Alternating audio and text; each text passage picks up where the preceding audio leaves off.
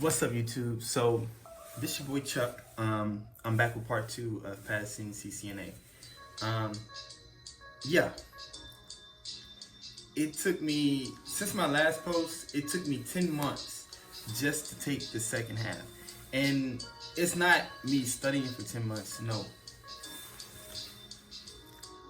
I've been working. I've been working. Um, and it's not like just working. It's like let me turn this down.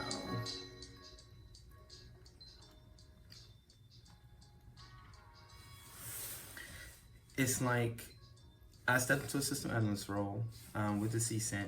Now I do have my Network Plus, and the role paid any up like 90 a year. So in that whole process of me just learning different applications, network management, it was just basically just me working. And at the time, it was like, okay, they're about to change up the CCNA, and I just have the CCNA, so I need to get in gear and take this other half, or I'm gonna lose the CCNA. So at that time of me just getting the servers, getting the whole infrastructure just stable at the role I'm at, I was able to pull off, I want to say, the last 3 weeks of starting late January, just studying, getting ready to take the second half of ICND2, which, oh my God, taking that test was hard. And I mean, 16 questions into the test, I gave up. Like, I gave up in far of a sense of, oh man, I'm about to fail. I really don't know some of these questions on this test. I don't know if I didn't know, or it was just some of the stuff I never saw before. So it was like, oh my God, I'm about to fail. I gotta take this new CCNA automation and stuff. So much stuff I gotta learn, and it's like, oh my God, I'm about to fail. And as I'm going on with the test, time is just draining. Like, time is just like passing by. And I get to my first lab. I think I was like 20 questions in, and I get to my first lab. In my first lab, it was EIGRP. So taking that lab, I didn't even know where to start, honestly. I stared at that lab for 10 minutes. 10 minutes. I'm just looking at the lab, thinking, where do I start? Just the whole layout of how they had everything in the simulation. So 10 minutes into the lab, I finally, shook myself into gear. It was like, hey, look, answer these questions. Like, answer these questions. Take your time. Start off from what you know how to do as far as like troubleshooting, and answer these questions. And so I answered the lab. I was going in. Now, mind you, when I did the first lab, I had to have I was 35 minutes left in taking the test. 35 minutes left taking the test. And I get to my second lab, which I'm 30 minutes into the questions, and I get to the second lab, and it was OSPF. And I'm like, oh my God. But I'm down to like 20 minutes. Like, literally, I'm down to 20 minutes. Same thing. But I knew I couldn't dwell on because I didn't have that much time. So I had to rush through it. But when I rushed through it, I verified, like, I double checked twice. Make sure, hey, is this the answer I'm putting? Just double checking, process of elimination. I'm like, is this the correct answer? I always just do process of elimination because it's easy to see, oh, this wrong, this stupid, this not right. So make my chances are better of passing the exam. So 20 minutes, no, it was like 17 minutes and under. I got 20 questions left. And I'm thinking, I'm like, oh man, I hope I don't have another lab. I hope I don't have another lab that's just popping up at the end, because I might run out of time. But at the same time, I gave up. Like, I was just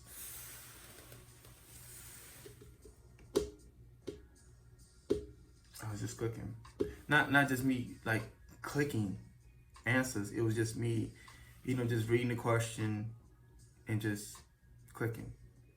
I made sure that, I would select the best possible answer, but I was just that frustrated with myself, just feeling like I wasn't prepared enough. But you're never truly prepared, honestly. So I finished, they gave me 54 questions. So I finished within, I want to say I maybe had 3 minutes left. So I finished with that, put my head down, because I knew I failed this test. I was just like,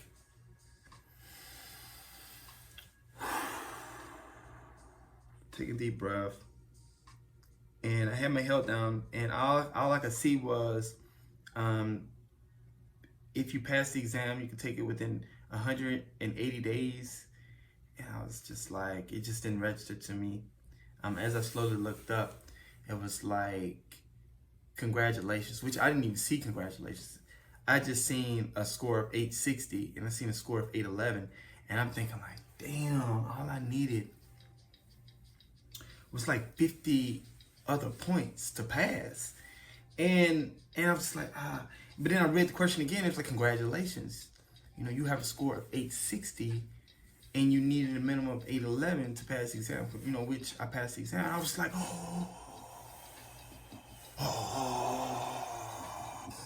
I was like, oh my God, I passed this bit. Hey, I was like, I passed this bit. Hey, I was excited. I was like really, really excited, because I was like, I ain't gotta study to take the new exam. I don't have to study automation, which I do have to study automation. But it was like, I ain't gotta study. I'm CCNA certified. Hey, I'm you know what I'm saying? I'm just ecstatic. And I still gotta like finish the survey questions. How did you study? Did you go to class and stuff like that? And I was just that excited. I was like, shit, let's go. I'm CCNA certified. Let's go. And I had to finish, so I had finished the survey questions. So yeah. And honestly, it's like with the CCNA, I was able to take on a role that's paying me well over 90K a year. And then able to take on another role before even passing the CCNA, just doubling that. Which the roles are just easy, and it's just going. Now, upon my new role, I love to network with people. And I had a lot of training that I really want to get off into after the CCNA, because now I have time to take a step back and just study. Excuse me. Take a step back and just study. So now I'm currently studying AWS, Cloud Practitioner. I'm just getting more off into AWS, and I was informed I should go after Linux. And mind you, I hate Linux. I hate it, I guess, because I never messed with it. I never felt the need to mess with it. But someone was like, hey, if you go after Linux, that's easy money. That's $100 an hour. He was turning down job roles, so I was offering him $100 an hour just for being Linux certified, or just being proficient within Linux. And I was like, okay, say less. Oh, I'm about to get it. Linux, you want me to learn Linux? Okay, cool. Let's get this money, because I'm about to learn AWS and I'm about to take on Linux. Now, my new employer, he was also informing me, he was like, hey, I need you to also learn SolarWinds. I need you to also learn PHP. So I know I was gonna do PHP with Python.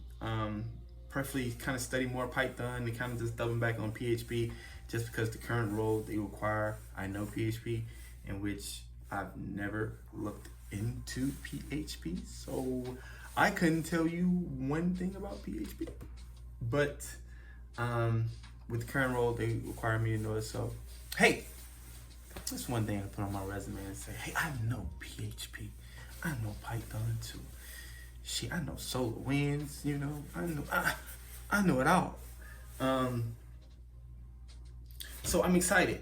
I'm excited. I'm CCNA certified, and just because, I don't want you to think that I'm just BSing, BSing, BSing, BSing, BSing. Let me mark all this out, you know what I'm saying? Mark all that out.